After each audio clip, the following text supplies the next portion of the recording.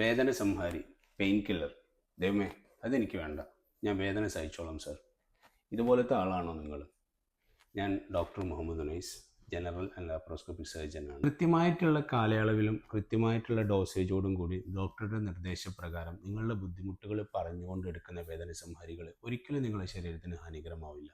Pain killer എടുക്കുമ്പോൾ എന്തൊക്കെ ചെയ്യണം? നിങ്ങൾ ഡോക്ടറിനെ കാണുമ്പോൾ നിങ്ങൾക്ക് ലിവറോ കിഡ്നിയോ അല്ലെ ഹാർട്ട് സംബന്ധിച്ചോ അല്ലെങ്കിൽ നിങ്ങൾ പ്രഗ്നൻസി റിലേറ്റഡ് ആയിട്ടുള്ളതോ എന്തെങ്കിലും കണ്ടീഷൻസ് നിങ്ങൾക്ക് ഉണ്ടോ എന്നുള്ളത് നിങ്ങൾ ഡോക്ടറിനോട് ധരിപ്പിക്കണം. ഈ അവസരങ്ങളിലൊക്കെ ഡോക്ടർ നിങ്ങൾക്ക് സേഫ് ആയിട്ടുള്ള പെയിൻ കില്ലറാണ് നിങ്ങൾക്ക് തരിക.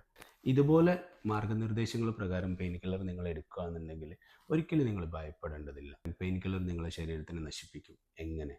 മിസ്യൂസ് ചെയ്യുക. നിങ്ങളുടെ ഇഷ്ടാനുസരണം ഡോസൊന്നും കാൽക്കുലേറ്റ് ചെയ്യാതെ ഡോക്ടറുടെ ഗൈഡൻസ് ഇല്ലാതെ നിങ്ങൾ എടുക്കുന്ന പെയിൻ കില്ലർ തീർച്ചയായിട്ടും നിങ്ങളുടെ ശരീരത്തിന് വളരെ മോശമായിട്ടുള്ള രീതിയിൽ ബാധിക്കും. തീവ്രമായിട്ടുള്ള വേദനയ്ക്ക് ഹൈ ഡോസിൽ പെയിൻ കില്ലർ, അതുപോലെ തന്നെ വേദന മാറിക്കഴിഞ്ഞാൽ എൻ്റെ രോഗം മാറി, ഇതല്ല കോൺസെപ്റ്റ്. വേദന എന്ന് പറയുന്നത് രോഗത്തിൻ്റെ ഒരു ലക്ഷണം മാത്രമാണ്. അതുകൊണ്ട് ഒരിക്കലും വേദന മാറുന്ന സമയത്ത് നിങ്ങളെ രോഗം മാറി എന്ന് നിങ്ങൾ കരുതരുത്.